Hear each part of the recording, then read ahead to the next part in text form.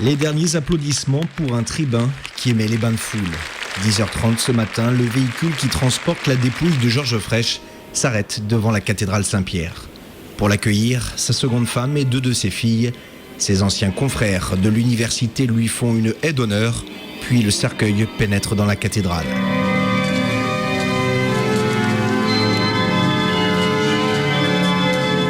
À l'extérieur, les Montpelliérains se sont massés, le parvis est noir de monde.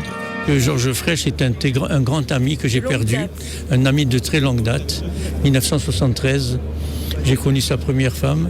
J'ai eu ses 2 grandes filles comme élèves au Mas de Tess et nous sommes restés de très bons amis et je reconnais en lui un homme exceptionnel. J'ai de la peine pour nos enfants, nos petits-enfants qui ne verront pas quelqu'un.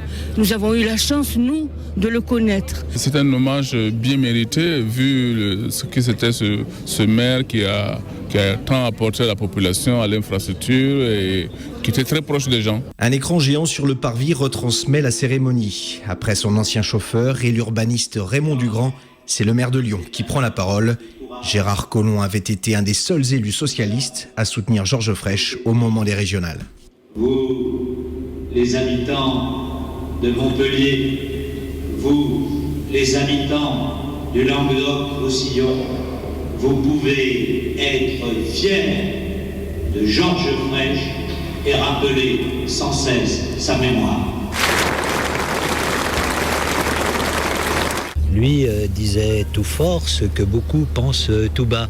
Et donc évidemment, cela choquait en haut lieu, mais en même temps, les habitants avaient l'impression que leur voix était répercutée quelque part. À travers lui, il se faisait entendre. Et qu'avons-nous dit? Ma vie, mon Dieu, ma sainte douceur. Avec Gérard Depardieu, qui a lu un texte de Saint-Augustin, des personnalités politiques, sportives ou culturelles sont venues rendre un dernier hommage à Georges Frêche. Ah, c'est dur. Personnellement, depuis dimanche, je suis pas trop bien. Mais enfin, on fera avec. Hein. Les orateurs qui se sont succédés l'ont remis debout par rapport à tout ce qui lui avait été reproché, tout ce qui avait été dit sur lui. Et moi, je suis très fier d'avoir été son directeur de cabinet. Et ce soir, tous les gens qui ont été là ont compris que c'était un grand homme. On n'est pas dans des calculs politiciens, on verra plus tard. Pour le moment, grand monsieur est parti, il n'y a que ça qui est important.